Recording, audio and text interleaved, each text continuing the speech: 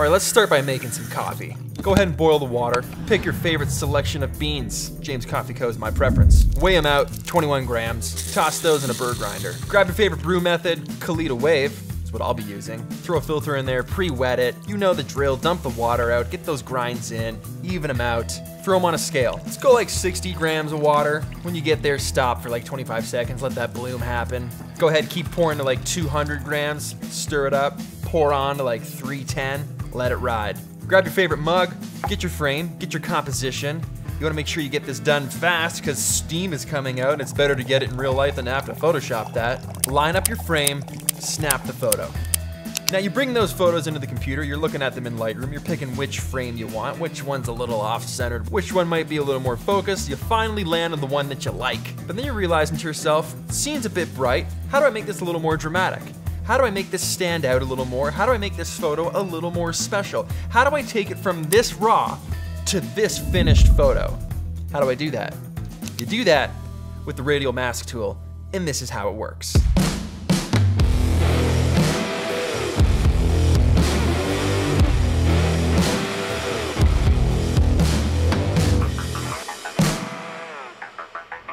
So a radial mask really lets you zone in, it really lets you focus in, drive focus towards a sweet spot of a photo. Maybe it's the product, maybe it's a certain part of a portrait's face or a certain area of a landscape, but a radial mask really dials in on a specific area. But on top of that, it's twofold, because what it also lets you do is just illuminate a certain area without affecting the entire background. So like this instance of coffee, if I only wanted the kettle and the pot to be a little bit brighter, but I don't want to adjust the exposure of the whole photo and have everything get brighter, then I can just apply a radial mask to those two items and increase their brightness without affecting anything around it. By clicking that invert button, you're able to invert it and affect everything but the coffee pot and the mug.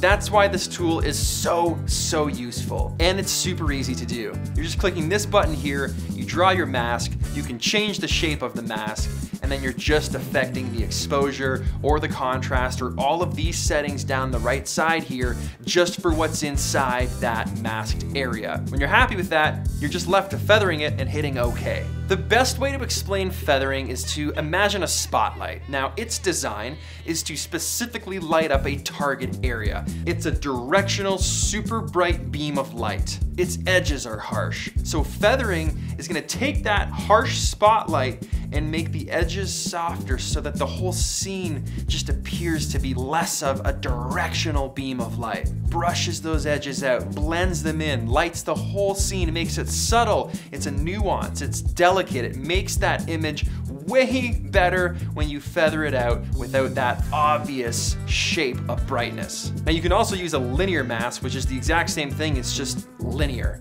So I'm gonna click that button right here, I'm gonna drag it in from the left side, which is gonna darken that entire left side of the photo where the window light is coming and the laptop. That's gonna help my radial mask expose that center even better. You can also apply as many masks as you want. You can apply one to just affect the background, then you can apply a second just to affect the subject. So when you start getting creative with these masks is when you really start to see unique results within your photography.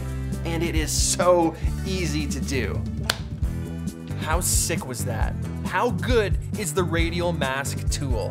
My absolute favorite, and now you have one more tool under your belt when it comes to editing photos. So I hope you enjoyed that, hope you use it. For landscapes, portraits, still life, product photography especially, it works so well. That's it for me. See ya.